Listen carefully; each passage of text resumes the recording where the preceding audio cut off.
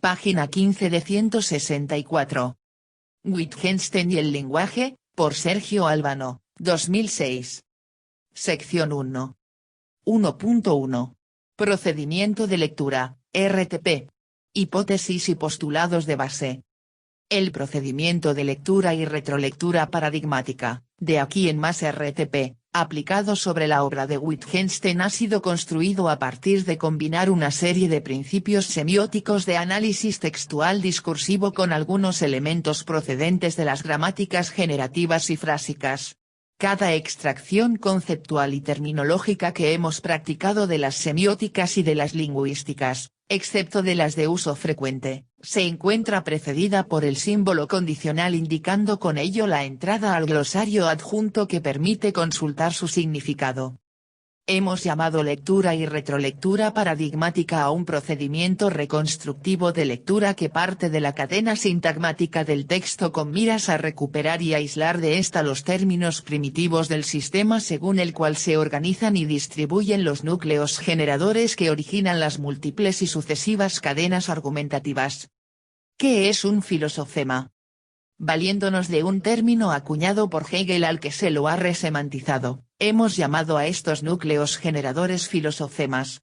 Una filosofía, es un portador de marcas semánticas incrustado en una cadena textual bajo una forma gramatical y sintáctica, gracias a lo cual puede transformarse, a su vez, en un generador de nuevos filosofemas según las reglas de formación y construcción que le hubieran sido fijadas por el sistema argumentativo. Un filosofema, por lo tanto, se comporta como un núcleo posibilitador en un sentido generativo y transformación, y a la vez, como un restrictor de nuevas cadenas argumentativas en tanto su concatenación responde al régimen global de coherencia interna que rige para sus componentes. La RTP es un procedimiento de lectura estrictamente textual y no es aplicable a la cadena hablada o discurso, sino a la cadena textual, ya sea esta del tipo matrix, de partida, preterminales y terminales. Por medio de este procedimiento se procura extraer las múltiples lógicas de organización de un texto según el orden de las prioridades paradigmáticas y su distribución a lo largo de una cadena textual.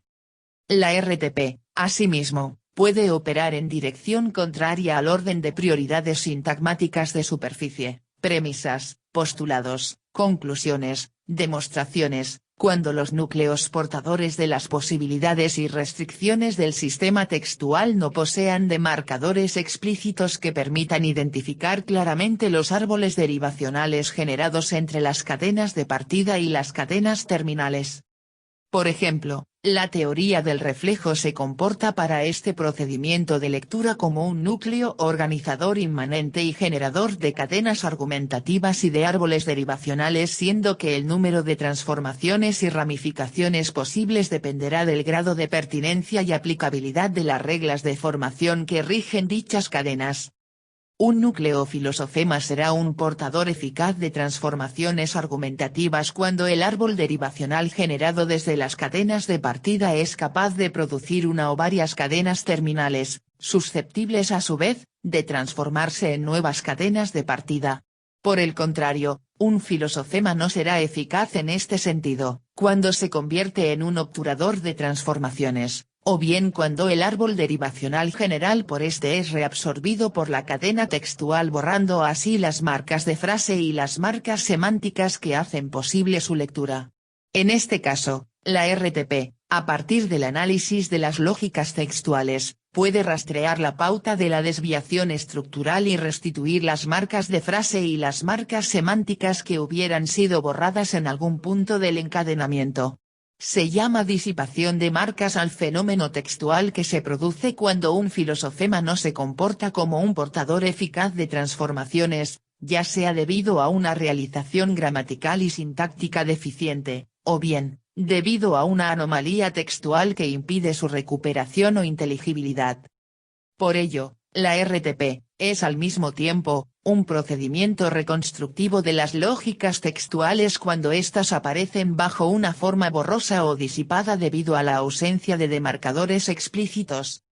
De este modo, se hace posible trazar el árbol derivacional de un texto complejo según sus propias reglas de formación y efectuar, A partir de este procedimiento, diagnósticos de coherencia, modos de funcionamiento, consistencias de sus lógicas internas, grados de previsibilidad de la teoría, naturaleza y alcance de las decisiones axiomáticas, saturaciones y redundancias discursivas, disipación de marcas de frase y barra o semánticas, etc. Por ejemplo, el pasaje de la teoría del reflejo a la teoría del juego lingüístico, según la caracterización que surge a la luz de lecturas tipo, presupone la existencia de un sujeto de la enunciación obligatorio sobre la cual se efectúa aquella. Para la RTP en cambio, el pasaje de una teoría a otra, al igual que todo fenómeno textual, debe insertarse en el marco general de las reglas de transformación, y opera siempre a partir de una lógica textual inmanente, sin sujeto de la enunciación, cuyos núcleos generadores deben ser explicitados por medio de un procedimiento, y en ello reside pues, la justificación de la RTP. Por el contrario, el procedimiento de la lectura tipo, se desvía de la materialidad textual en dirección a un sujeto de la enunciación efectuador de todas las operaciones de generación y transformación. La diferencia entre las lecturas lineales tipo basadas en la recuperación sintagmática, y la RTP, basada en el análisis paradigmático de las lógicas textuales y de su distribución en la cadena textual, reside pues en que las primeras se orientan exclusivamente a la recensión de las marcas semánticas aplicando luego sobre estas reglas de proyección que permiten su interpretación, mientras que la RTT, en cambio, analiza las condiciones materiales y lingüísticas que hacen posible la producción de significados como resultado del orden distribucional y jerárquico que asumen las cadenas textuales y sus componentes. La RTP presupone la aplicación de lecturas sucesivas tanto en sentido horizontal, cadena sintagmática, como en el sentido vertical, distribución paradigmática, y procura explicitar los múltiples entrecruzamientos recíprocos entre ambos ejes, ya sea que se produzcan bajo la forma de interferencias, continuidades, discontinuidades, coocurrencias, distribuciones, etc., hasta exponer las formas lógicas que asumen aquellas intersecciones. Parentización. Procedimiento que consiste en el empleo y aplicación de paréntesis como una forma particular de representación del análisis lingüístico, similar a la representación arborescente. La retrolectura, en tanto procedimiento adicional a la lectura paradigmática, es la que efectúa la llamada parentización sobre las marcas detectadas acumulándolas en un inventario epistemológico en previsión de futuras operaciones de análisis. La retrolectura se aplica luego de la lectura sintagmática y regresa sobre esta recuperando las marcas parentizadas previamente en la lectura lineal y extrae los componentes paradigmáticos o términos primitivos remitiéndolos a sus realizaciones en la cadena textual. Finalmente, la RTP, procura, por medio del análisis, hacer explícito el conjunto de procedimientos automáticos, transindividuales y asubjetivos que participan de la escritura textual proveyendo así un instrumento de apropiación y recuperación de las múltiples lógicas anidadas o incrustadas en un texto. En efecto, la RTP presupone que una cadena textual cualquiera es a los términos primitivos mediante los cuales se realiza aquella, lo que el proceso del habla es con respecto al sistema de la lengua. Así siendo la cadena textual el plano en el que se realizan y se efectúan las lógicas de organización de un texto, cabe analizar a esta bajo idénticos procedimientos con los que corresponde analizar a los fenómenos del habla en su relación con el sistema en el cual se sustentan. Por lo mismo, mientras en la cadena textual en las relaciones sintagmáticas del tipo I.O.I, en el plano de los términos primitivos rigen pues, las relaciones de disyunción del tipo O.O. Para la RTP, se trata, en última instancia, de analizar las formas que adopta la distribución de los términos primitivos del sistema en el proceso de su realización textual. Página 18. En consecuencia, la RTP analiza no solo las reglas de formación de una cadena, sino también sus anomalías, saturaciones, redundancias, etc., cuya manifestación, en tanto proceden de la intersección o coocurrencia entre el sistema y el proceso, responde a pautas estructuradas de desviación. El procedimiento de lectura y retrolectura paradigmática que hemos aplicado ha permitido extraer tres momentos lógicos en la filosofía wittgensteiniana y a los que habitualmente, siguiendo una periodización tradicional, se los ha presentado bajo la forma de un Wittgenstein temprano, o primer Wittgenstein, y otro tardío, o segundo Wittgenstein. Y aunque desde un punto de vista meramente expositivo se obtenga algún beneficio, no así desde el punto de vista de la lógica y del funcionamiento del pensamiento de Wittgenstein, pues, introduce un ordenamiento que, según creemos, resulta algo simplista. Entre el llamado primer y segundo Wittgenstein, hemos insertado un tercer momento lógico y lo hemos llamado punto de inflexión, bien, momento de transición según el cual la primitiva concepción pictórica o figurativa del lenguaje como reflejo del mundo es abandonada en dirección a la postulación de los juegos de lenguaje. Ciertamente, no se trata de una mera evolución, y menos aún, de un cambio de perspectiva, sino de transformaciones lógicas y discursivas generadas en el curso mismo de su expansión. Y por ello hemos elegido el modelo de una curva para graficar este desplazamiento insertando allí el tercer momento lógico como el momento mediador de transición entre una concepción y otra.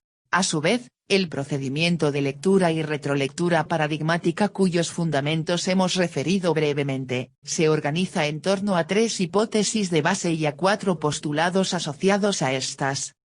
La función que éstas cumplen consiste en ser el instrumento de contratación y de proyección de las formulaciones wittgensteinianas en el dominio de las lingüísticas y de las semióticas en aquellos puntos en los que ha sido posible establecer vecindades o concomitancias recíprocas y vinculantes y según los tres momentos lógicos relevados en la filosofía wittgensteiniana del lenguaje. Con respecto a la metodología de exposición, hemos numerado las proposiciones wittgensteinianas e insertado allí las implicaciones y consecuencias hasta donde nuestro procedimiento de lectura ha logrado extracción distribuyéndolas luego a lo largo de los tres puntos nodales de la concepción wittgensteiniana del lenguaje. La teoría del reflejo en la cual se analiza el funcionamiento de la sintaxis lógica como instrumento de desambiguamiento, el momento de transición en el cual Wittgenstein constata el carácter arbitrario de las reglas gramaticales, y por último, la formulación del juego de lenguaje según el cual Wittgenstein postula una concepción normativa del significado de cual se constituye ahora, no ya como el resultado de reglas lingüísticas, sino de las reglas de uso. En el marco de los procedimientos de la RT, la teoría del reflejo sería pues, la cadena de partida, el punto de transición, será el núcleo portador de las transformaciones y generaciones, mientras que la teoría del juego del lenguaje, sería pues, la cadena terminal.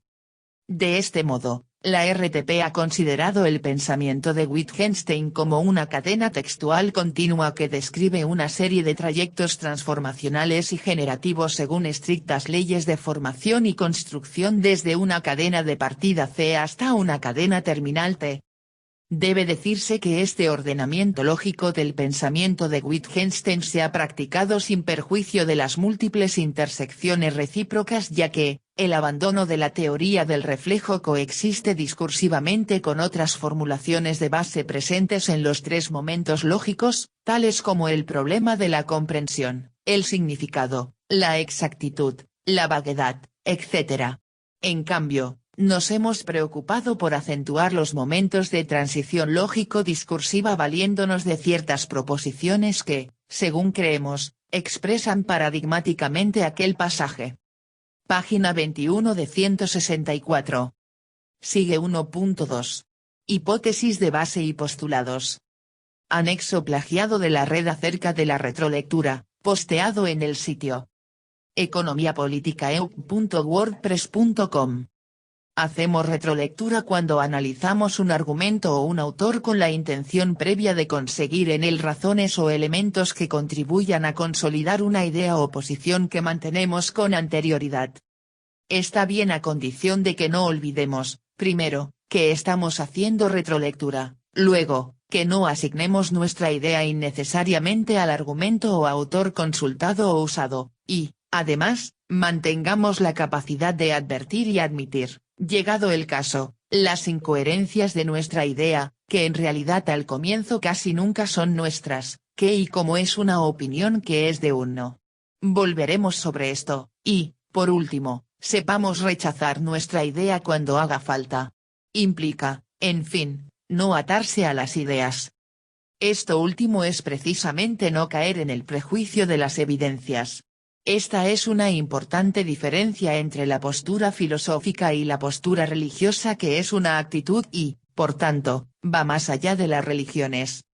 El historiador y el investigador social deberían combatir y no caer en el prejuicio de las evidencias, esto es, deberían rechazar en ellos la actitud religiosa.